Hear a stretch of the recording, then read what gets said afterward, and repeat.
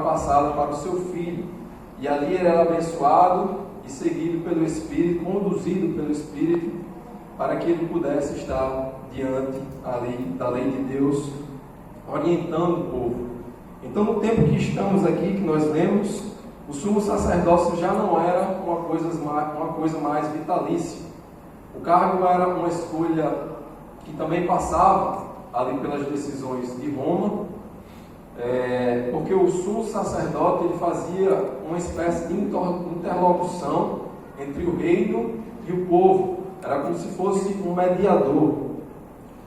Então ele fazia também parte de uma aristocracia. Eles tinham sobre as suas mãos o poder de venda, ali o mercado, o comércio local estava nas mãos dos sacerdotes. Então eles tinham, além de um poder, digamos assim, espiritual, além de uma influência espiritual, os sacerdotes também tinham uma influência política e também dinheiro. Eles eram pessoas que tinham condições financeiras.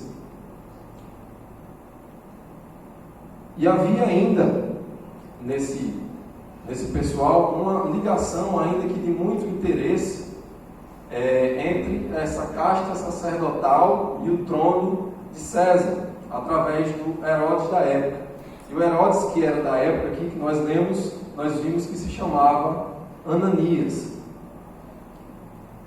Então Paulo bate de frente com esse Ananias, o sumo sacerdote, porque Paulo começa a falar ali no Sinédrio, e ele diz: eu tenho a minha consciência limpa do que eu estou fazendo. Eu estou fazendo a vontade de Deus. Então Ananias, o sumo sacerdote, manda que dê uma tapa na boca de Paulo para ele se calar, e Paulo se revolta. Paulo diz: quem você pensa que é? E uma pessoa imediatamente repreende Paulo e diz: você não está vendo que ele é um sumo sacerdote? Quem você é para repreender o sumo sacerdote? E Paulo diz: eu não sabia que ele era um sumo sacerdote. Há algumas conjecturas aqui de que Paulo não percebe que Ananias era um sumo sacerdote por alguns motivos. Primeiro é que talvez Ananias não estivesse com sua estola sacerdotal, ou seja, com as suas vestimentas, que caracterizavam e mostravam para todo mundo que ele era um sumo sacerdote. Isso não está escrito na Bíblia, mas é uma conjectura dos historiadores. Outros diziam que Paulo não percebeu que Ananias era um sumo sacerdote justamente pelo comportamento de Ananias.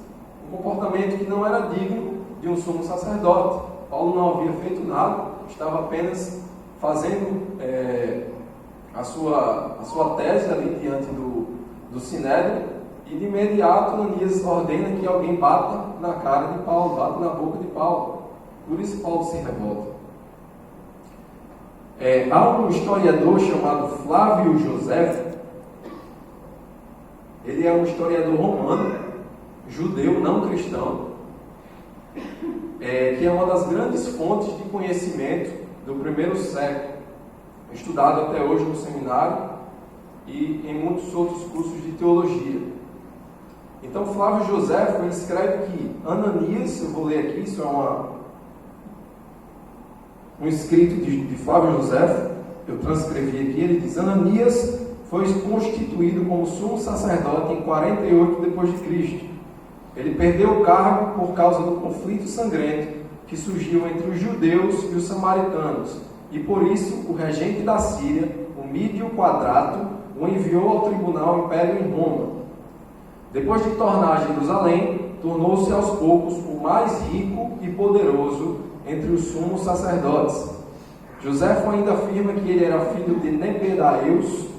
Ele foi apontado por Herodes da Calzídia como sendo sumo sacerdote em 48. Ocupou o cargo até 59 depois de Cristo.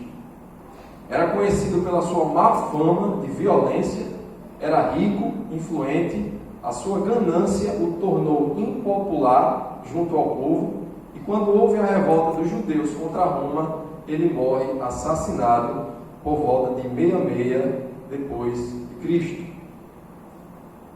Paulo, na passagem que lemos, diz: Deus ferirá a ti, se referindo justamente a Ananias, em um ato de revolta.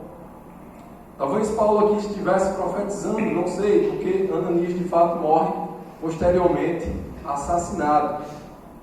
E talvez a frase parede branqueada a qual Paulo chama Ananias, seja justamente uma correlação com aquela conhecida frase de Jesus aos fariseus e os hipócritas, quando Jesus chama eles de sepulcros caiados, brancos e pintados por fora, mas podres e mortos por dentro.